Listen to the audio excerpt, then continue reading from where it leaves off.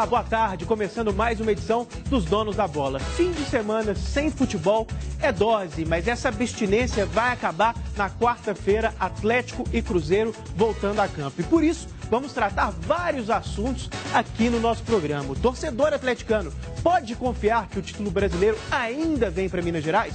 No Cruzeiro, Mano Menezes já planeja 2016 e a torcida discute as prioridades, o que o Cruzeiro deve fazer para a próxima temporada. Hoje, nos Donos da Bola, Dimara Oliveira, Eduardo Panzi, para os dois, nunca existe feriado. Vamos embora aqui para outra câmera, porque 5 pontos separam o Corinthians do Atlético e ainda faltam 9 jogos e o torcedor pode confiar? Será que o torcedor pode confiar que o título ainda vem para Minas Gerais? Vamos discutir o Campeonato Brasileiro, vamos ouvir o Rafael Carioca e depois eu quero ouvir o que o Eduardo Panzi tem aqui para falar do Carioca, viu?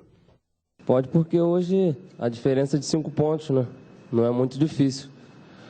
Acredito que, como eu falei ali para alguns companheiros, são 9 jogos, são 27 pontos em jogo. Se a gente conseguir uma sequência de vitórias, acredito que no jogo contra o Corinthians, se a pontuação diminuir, vai ser uma final antecipada. E aí as coisas podem acontecer, né? Então, são 9 jogos, 9 finais. E por que não pensar em 9 vitórias para a gente reverter isso? Eu ia começar com o Eduardo Panzi, mas eu esqueci que o Edu já falou que o Corinthians já é campeão brasileiro, que esse VT, esse 3x4, não tem nem razão de ser, que o título já está decidido. Então eu vou começar com a Dimara Oliveira, que é mais otimista. E aí, Dimara, qual que é o nível de dificuldade? E fala um pouquinho do Rafael Carioca também, esse jogador que no primeiro turno, para a maioria das pessoas, foi o principal volante do Campeonato Brasileiro, chegou a ser cotado na nossa seleção. Aliás, se der tempo, a gente desce a lenha hoje um pouquinho mais na seleção. Foi cotado na seleção brasileira e depois caiu de rendimento. Ou você acha que não caiu tanto assim? Boa tarde, Mara. Boa tarde para todo mundo. E até na mídia nacional. A mídia nacional pedia o Rafael Carioca em termos de seleção brasileira, até por esse meio campo complicado que a seleção brasileira apresenta hoje com o Dunga. E é uma situação nova, é um jogador diferente, né? Ele teve uma queda, assim, técnica nessa segunda etapa do campeonato, assim como todo o time do Atlético, com jogadores pontuais. Não foi só ele, o próprio Giovanni Augusto, Marcos Rocha, enfim, o Lucas Prato, efetivamente no que ele tem que fazer, que são os gols, mesmo que ele tenha essa participação coletiva. Então, é uma série de situações. A questão do Atlético é sempre não depender só dele, né? Então, o nível de dificuldade é maior. A gente brincava que no intervalo de 5 pontos de frente, a vantagem do Corinthians é muita vantagem.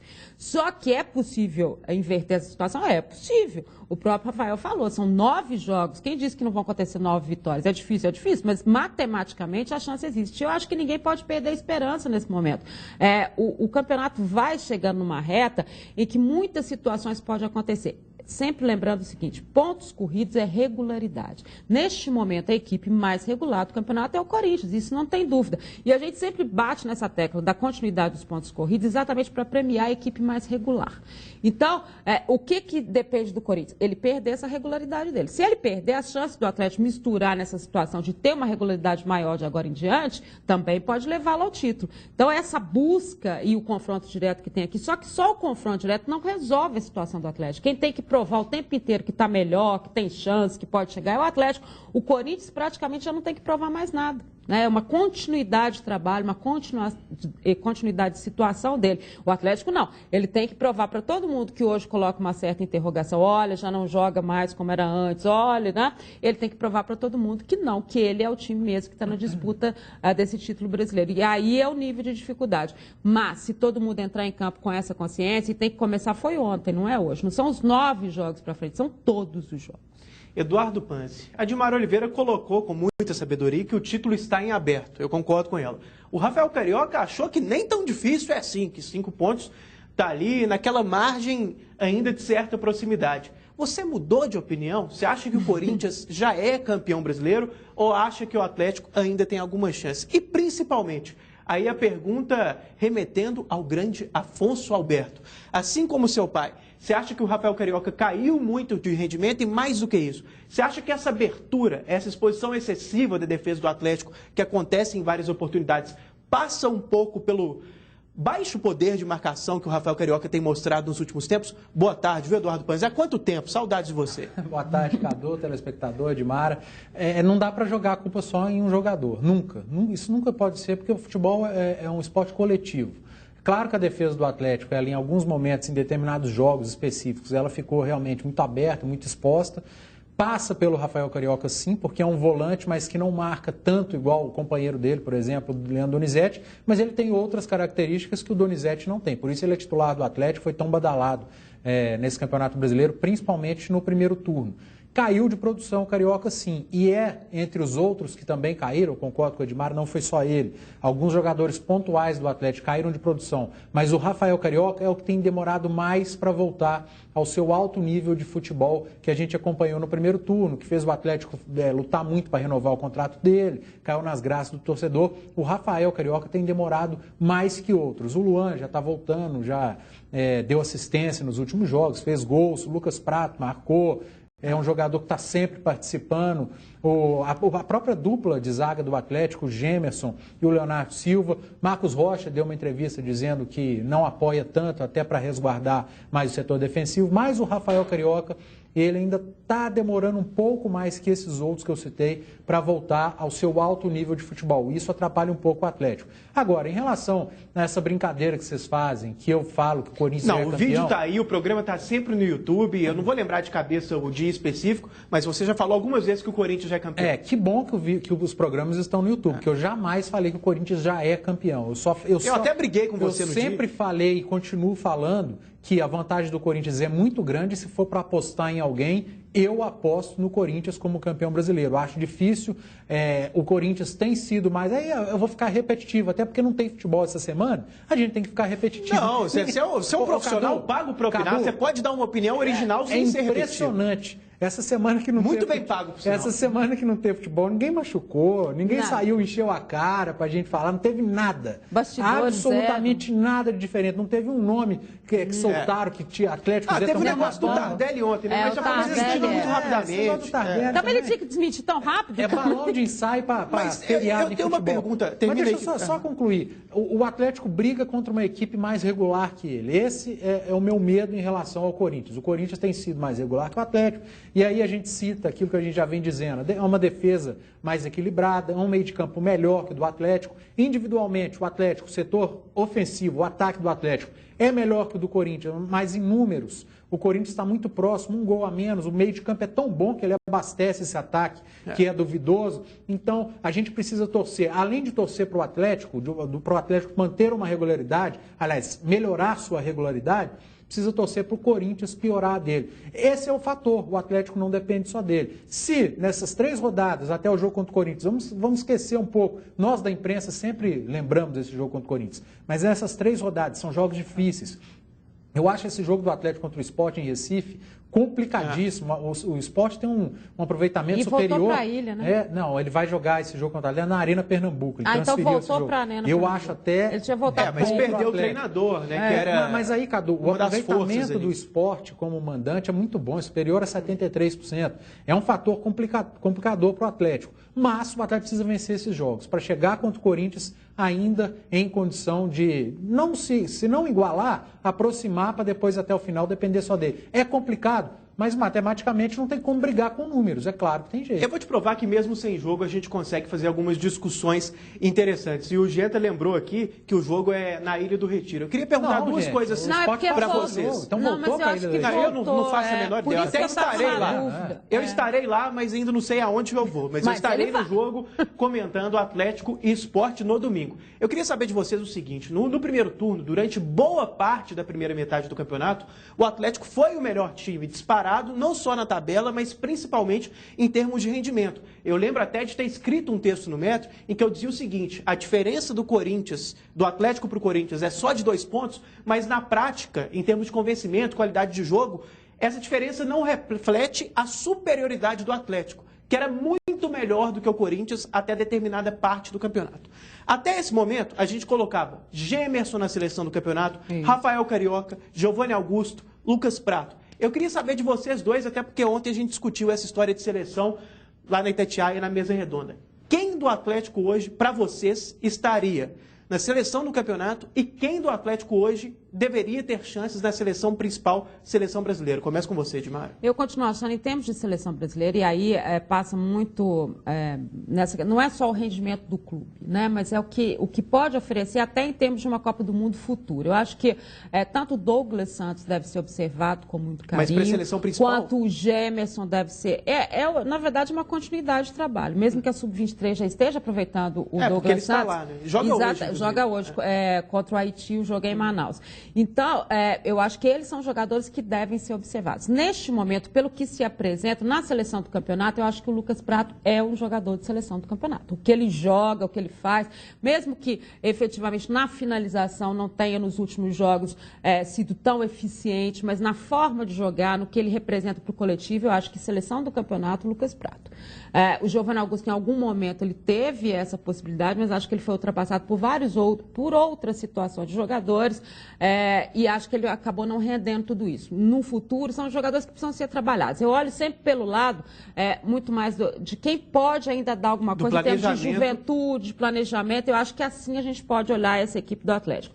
Quando a gente fala assim, determinados jogadores que eram pontuais caíram, mas que são importantes em termos de clube, em termos do Atlético, em termos de um coletivo, e não mais do que a gente pede em termos de seleção brasileira. A seleção brasileira é outra história, então eu prefiro olhar os meninos como uma possibilidade futura de seleção brasileira. É interessante a gente fazer esse paralelo, porque é um momento em que o futebol está parado aqui e a seleção está jogando. Então, tem até o vínculo ali fácil para a gente analisar. A mesma pergunta para você e acrescentando um detalhe. O Corinthians tem 3 jogadores na seleção brasileira.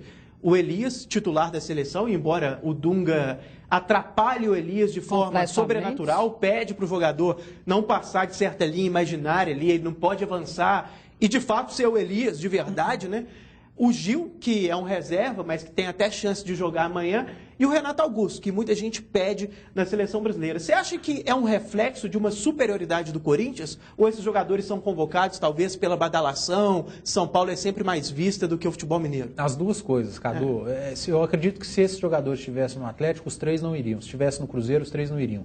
Exemplo, Ricardo Goulart e Everton Ribeiro. Cruzeiro voando, quantas convocações a gente eles pedia? Demoraram aí, eles foram, mas demoraram. Nós pedíamos aqui, eles nunca Tardelli, iam. Nunca iam. No Atlético também, o Tardelli demorou a ter chances, né? Ele podia ter ido à Copa, né? Podia ter ido para a Copa do Mundo. Então, há sim essa badalação de São Paulo, ser o Corinthians, se fosse o Flamengo a mesma coisa. Eu citei o Cruzeiro porque ele era o líder, disparado igual é o Corinthians hoje. Tinha os melhores jogadores do campeonato e eles não eram convocados para a seleção brasileira. Não sei por quais cargas d'água.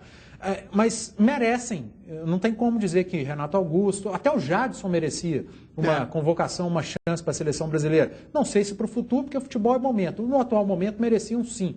No Atlético hoje, para a seleção brasileira, eu daria uma oportunidade para o Vitor, goleiro, e para o Gemerson, ponto, para mais ninguém. O Gemerson, porque eu acho os zagueiros que estão na seleção brasileira. O Miranda, gente, o Miranda não foi aproveitado pelo Atlético de Madrid. Abriu mão dele para ser emprestado para a Inter de Milão, então alguma coisa tem. E o Gemerson, como o Edmara bem disse, ele é jovem, pode ser testado, trabalhado para um futuro na seleção brasileira. É um baita zagueiro, a gente está aqui, a gente acompanha. Esses dois. Agora, para a seleção do campeonato, se eu coloco o Vitor e Gemerson na seleção brasileira, óbvio que eles os dois estariam sim na seleção do campeonato. Então você não concorda com o Cássio, que na semana passada disse que é o melhor goleiro do campeonato. Até não vou para esse caminho de arrogância. Ele mesmo disse? Ele mesmo disse. Está no direito dele. Mas você discorda. Que é o melhor do campeonato, eu discordo. Mas é um grande goleiro. É melhor que o Jefferson da seleção. O Alisson é melhor que o Jefferson. Você acha o Vitor o melhor do campeonato? Eu acho o melhor do campeonato e ele foi o mais decisivo para o seu time no campeonato. Porque lembrando que o Jefferson está na segunda divisão, o pessoal pega no pé, mas o Marcelo Groi, que é da primeira divisão, está também lá com o Dunga. Né? Então, teoricamente. Teoricamente o Dunga, mas foi cortado por causa de contusão. Teoricamente o Dunga acha o Marcelo Groi o melhor do campeonato. Mas isso é questão... Tem o Alisson também. Né? E é uma questão muito pessoal, Cadu. Se a Edmara chegar aqui e falar que ela acha o Cássio o melhor do Campeonato Brasileiro, não tem como contestar também. É um grande goleiro, é goleiro do líder, foi decisivo em vários jogos. Agora o Vitor, ele é um goleiro que não foi decisivo agora, ele sempre é decisivo para o Atlético. Ele ajuda muito nos momentos mais complicados. Eu acho importante ter um goleiro desse numa seleção brasileira. E na seleção do campeonato, para mim, tem sido o melhor goleiro do campeonato. O Gemerson e o Lucas Prato seriam os jogadores do Atlético na seleção. Rafael Carioca saiu da seleção do campeonato. Hoje sim, porque caiu muito de produção. Quem seria seu volante na seleção? Eu falo há 5 minutos atrás que ele caiu muito de produção e põe na seleção. Não, mas às vezes ele ainda tem um crédito tão grande da primeira parte do campeonato. Não acho que tem. Pode voltar a ter, porque é muito bom bom jogador. Vai que ele fica decisivo. Para mim, esses três do Atlético seriam os jogadores que eu cravaria na seleção. Quem que seria seu volante na seleção do campeonato? O Elias. O Elias, com certeza. Mas algum outro volante ou jogaria só com o volante para dentro deles? O Douglas do Grêmio é muito bom jogador, tem feito um Cresceu campeonato muito bom. Muito bom. E aí, puxar pela memória agora de sopetão, mas ao longo da programa depois eu vou lembrando. Volante tá difícil. Eu acho que esse exercício que a gente faz é para notar hoje, que... Cadu, alguém pode até achar que eu tô doido, mas eu acho o Donizete...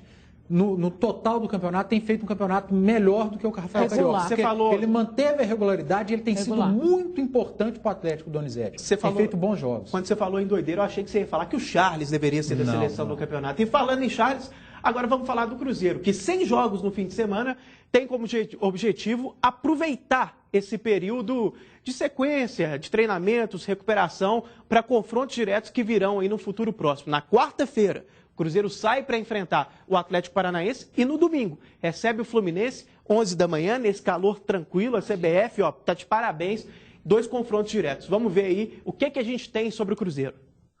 Jogadores reunidos com o treinador antes de um trabalho puxado. Tem sido assim desde que Mano Menezes assumiu o comando do Cruzeiro. Eu gosto de reunir os jogadores sempre para explicar a eles o treinamento, né?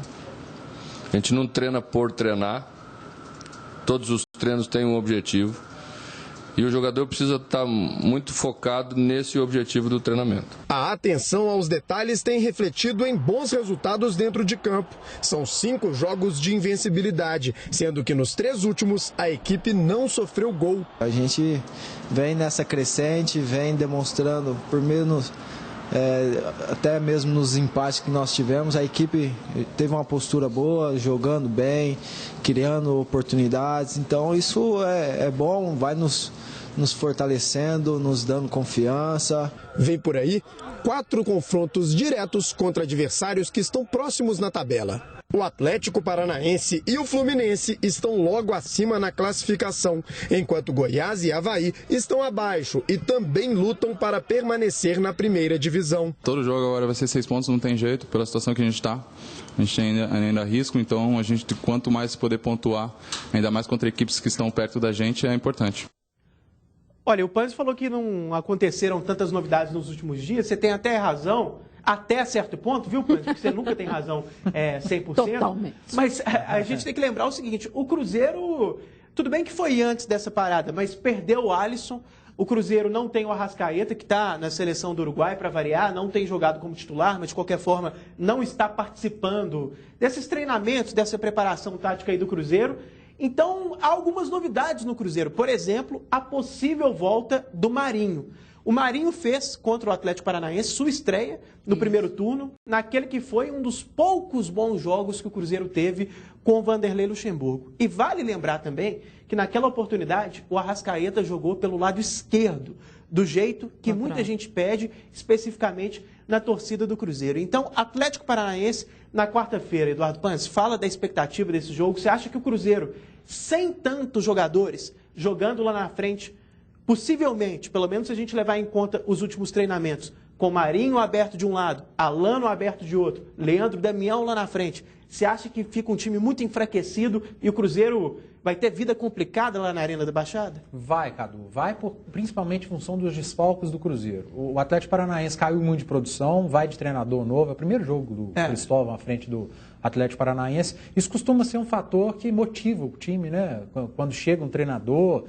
ganha 2, 3, depois volta ao normal. Mas a parada foi tão grande que já deu tempo do pessoal ficar motivado e já desmotivar de novo. Mas deu tempo do Cristóvão trabalhar o time, né? Porque se ele quiser mudar alguma coisa, ele teve tempo. Não, tô brincando, a parada é ótima para treinador novo. Justamente, principalmente para quem mudou de treinador. Agora, os desfalques que o Mano Menezes tem que me preocupam. O William, que era o melhor jogador do Cruzeiro nessa era Mano Menezes, nesse início de trabalho do Mano Menezes, está suspenso. O Alisson, a cirurgia, para mim o Alisson é o melhor jogador do Cruzeiro. O problema defensivo, o Manuel participou de um trabalho hoje de manhã, mas não vai jogar. Marquinhos a mesma coisa, então ele tem poucas opções. Ele vai ter que mudar muito o time, muda na zaga, muda no meio, muda na frente, muda na lateral. Isso complica. Aí vem esse fator do tempo para trabalhar. Pelo menos ele teve tempo para trabalhar a equipe que ele vai levar a campo em Curitiba. Ele teve uma semana para trabalhar o time titular com todos esses desfalques. Isso é bom. Se tiver tido 1 dia, 2 dias para trabalhar com esse tanto de desfalque, seria pior. Mas jogar na Arena da Baixada já é difícil. Com o Atlético Paranaense, bem ou mal, é difícil. E com todos esses desfalques, eu acho que o Cruzeiro vai ter que se superar muito. Tomara que tenha aproveitado bastante esses dias de treino para trabalhar, para entrosar essa equipe sem esses jogadores. O jogo é complicado, mas é aquele jogo divisor de águas. Se o Cruzeiro perde pontos lá para o Atlético Paranaense, fica naquela zona de conforto, acho que vai brigar ali no meio da tabela até o final do campeonato. Se vence, dependendo de outros resultados, o Cruzeiro já pode sonhar com algo mais. Ele passa o Atlético Paranaense na pelo tabela menos uma posição, e passa a sonhar com algo mais. Por que não? Aí depois tem outro jogo em casa contra o Fluminense, que é outro adversário direto. Aí o Cruzeiro vai subindo degraus. Sobe um degrau daqui, sobe outro dali. Não pode perder ponto. Agora, esse jogo lá em Curitiba é difícil. Jogar na Arena é muito complicado. Nesses termos que você colocou aí, se for derrotado, o Cruzeiro entra ali naquela zona do limbo, né? Não sobe nem desce, não tem chance de rebaixamento e nem briga. Então você acha que mesmo se o Cruzeiro perder esse jogo, o fantasma do rebaixamento não volta a assustar? Eu acho que não em função do Cruzeiro, em função de quem está atrás do Cruzeiro. As equipes são muito ruins. Eu não vejo quem está atrás do Cruzeiro fazendo 60% de aproveitamento, 70% daqui até o final do campeonato. Então você quis dizer que o Cruzeiro é ruim, mas tem muito time muito pior. Não quis dizer, o Cruzeiro não é ruim. Quem está atrás dele é ruim sim. Eu só acho que o Cruzeiro não precisava estar brigando onde está. Muito em função de erros, de troca de treinador que não deveria ter acontecido, isso a gente já falou. Mas quem está atrás do Cruzeiro é muito ruim, não chega perto. Dimara, daqui a pouco a gente vai ter mais detalhes a respeito do treinamento do Cruzeiro, mas só já uma passadinha rápida nesse trabalho que foi feito pela manhã. O Cruzeiro testou 2 formações na zaga, né? O Bruno Rodrigo com o Douglas Grolli, inicialmente, e depois o Bruno Rodrigo com o Paulo André. Qual que seria a sua zaga? E fala também da parte lá na frente, porque o Cruzeiro está com muitos desfalques, mas dizem que tanto o Marquinhos quanto o Júlio Batista já estão melhorando. Não sei se voltam a tempo para quarta-feira, mas até num curto prazo já estarão disponíveis. Você aproveitaria esses jogadores, Júlio Batista ou Marquinhos, e qual seria a sua zaga? Com o Grolli. Cadu, Bruno Rodrigo e Douglas Grolli. Eu acho o seguinte, o Mano teve esses dias todos para treinar e ele treinou uma formação. Para mim, ele não vai mexer nessa formação, mesmo com o Vinícius Araújo voltando da Sub-23, mesmo que o Arrascaeta chegue a tempo, mesmo que o Mena chegue a tempo, ele trabalhou uma formação de time e ele mostrou na coletiva dele no final da semana passada uma preocupação exatamente com essa questão do treinador novo do outro lado. Já é difícil jogar na Arena da Baixada. Imagina com um treinador novo e aquela expectativa toda, até porque ele sabe que isso aconteceu com ele em termos de Cruzeiro. Então, você motiva demais o grupo. E como que ele vai fazer? Ele deu confiança a um grupo que treinou quase 11 dias, é o que vai dar até o dia do jogo, e aí depois você mexe em tudo. Tipo assim, você estava aqui só provisoriamente. Não vai fazer isso. O Marinho acabou contando até a questão de que ele já foi companheiro do Leandro Damião, em base no Internacional, chegou a jogar com ele o torneio de Turim. O Marinho da entrevista? Querida. Foi, imagina que situação. Aí ele jogou lá e eles disputaram artilharia nesse campeonato. Então, existe um histórico ali. Pode ser no passado, longe, não sei o quê, mas existe. Então, quer dizer, eles conhecem um pouco do outro. Porque o que mais me preocupa, na verdade, é a ausência do William. Mesmo que no outro jogo você teve até a presença do Leandro Damião, mas você tinha o William. Então, a função ainda estava sendo feita. É o jogador que mais se adaptou a esse tipo de função. Agora o Cruzeiro, no último jogo, já estava sem um de seus melhores jogadores, que é o Alisson. Agora está literalmente sem os seus 2 melhores jogadores, o Alisson e o William. Então, pelo menos essa situação de ter o Leandro Damião e o Marinho, que em algum tempo tiveram esse tipo de situação, jogaram juntos, que tenha sido na base do Internacional, que tenha sido isso, já dá uma sensação, olha, eles sabem mais ou menos o que vão fazer. E ele treinou a forma tática que ele quer essa equipe durante 8, 9 dias. Então, ele não vai mudar em cima da hora num jogo que é complicado para o Cruzeiro. Porque, ao contrário do que o Panz disse, eu não acho que o Cruzeiro corre tantos riscos, mas eu acho que começa a ficar apertado se perde um jogo lá. Porque começa a vir a cobrança toda, e é todo mundo de novo em cima daquela situação, e aí você tem que reverter um outro jogo que é difícil em casa, e o campeonato vai apertando, todo mundo fica desesperado. Então, são situações que o Cruzeiro não precisa passar mais. Por isso que a vitória lá é muito importante. É difícil, mas tem que ir nessa toada da vitória. E você fez o gancho perfeito aí, viu, Dimara? Porque você mencionou o Leandro Damião, que chegou ao Cruzeiro com a esperança de recuperar seu bom futebol dos tempos de Internacional. Mas e aí? Correspondeu? Teve um início de ano que para muita gente foi bom, mas depois passou a ser muito criticado. Quem que está com o Leandro Damião? Vamos ver o Leandro Damião, depois a gente dá o devido crédito. Quero terminar a temporada deixando o Cruzeiro cada vez mais lá perto do G4. Sempre penso no dia a dia, no presente. Então acho que isso deixo para depois pensar, mas acho que quero ajudar o Cruzeiro cada vez mais. Ele não sabe nem se vai ficar. Você acha que o Cruzeiro deveria fazer esforço para ele ficar, Dimara? Não.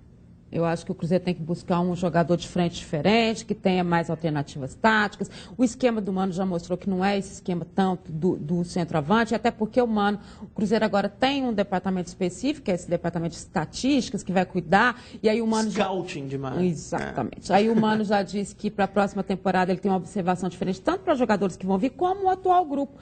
Mesmo que ele diga assim, olha, nesse momento esse grupo inchado me ajudou a segurar um pouco as pontas no Cruzeiro, porque você teve muitos cartões, muitas contusões, só que por que para ele foi importante? Porque ele chegou sem ter muita noção do que era o grupo. Aí ele foi observando um, observando o outro, e ele tinha alternativas, se um não dá, esse aqui tá. Mas é um grupo muito inchado. Nós chegamos a noticiar aqui que teve um treinamento dele com 3 times diferentes. Ele teve que espalhar todo mundo, porque ele não tinha condição. E o Mano já deu indícios, né, Dimara, que não gosta muito dessa história de grupo inchado. Não gosta. Ele falou que são 30 jogadores, é o que ele trabalha, e é isso que ele quer para o Cruzeiro. Então, essa observação vai ser feita. E claro, gente, que tem o custo-benefício. A gente não pode esquecer que para a próxima temporada, até o dinheiro da televisão é menor para o Cruzeiro. É menor para o Atlético, é menor para todo mundo, exceção de Flamengo e Corinthians.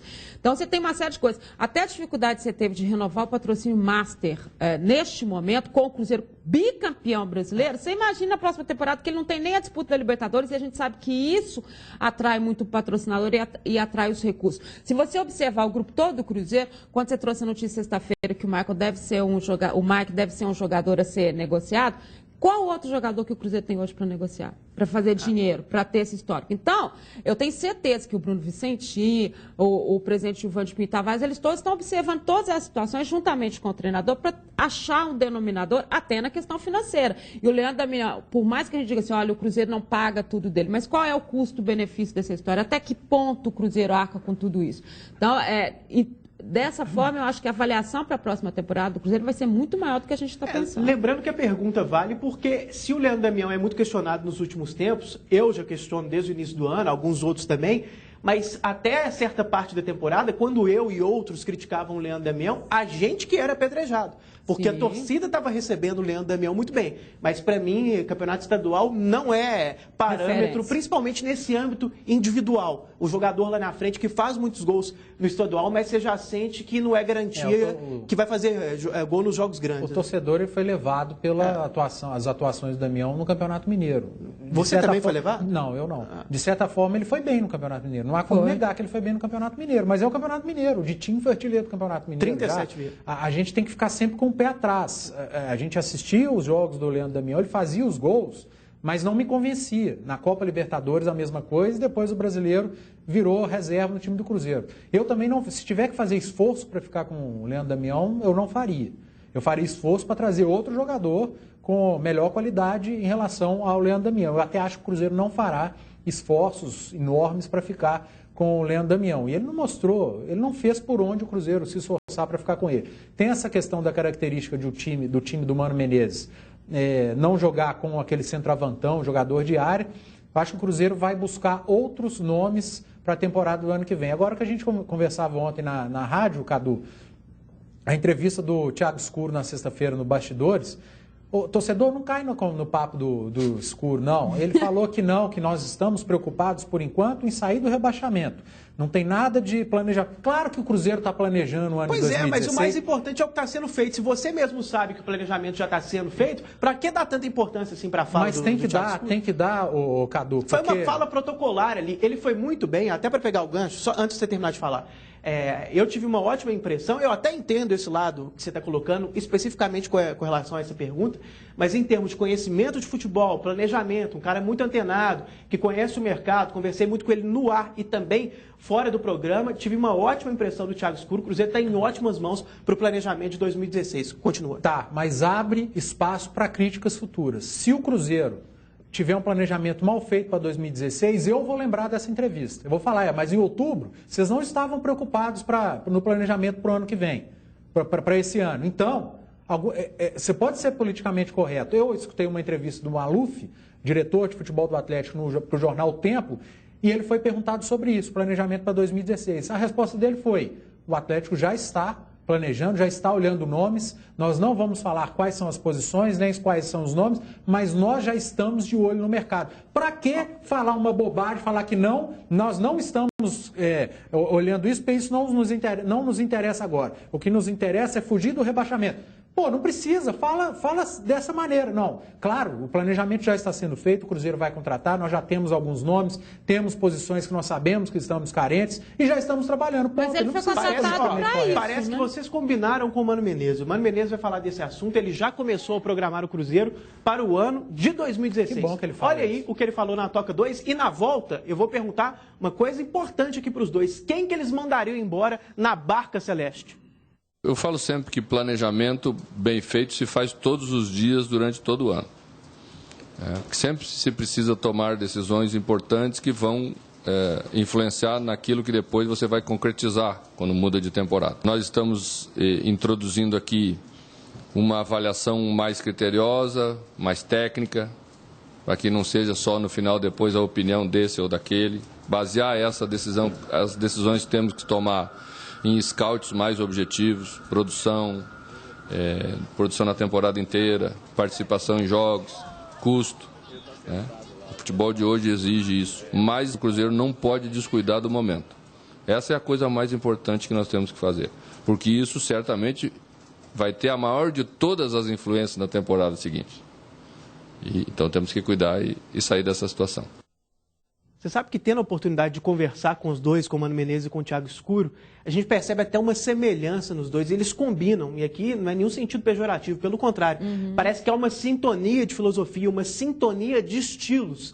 Então o Cruzeiro vai ter uma combinação ali com o Bruno Vicentinho, o Thiago Escuro e o Mano Menezes, de pessoas muito modernas, com um pensamento muito parecido.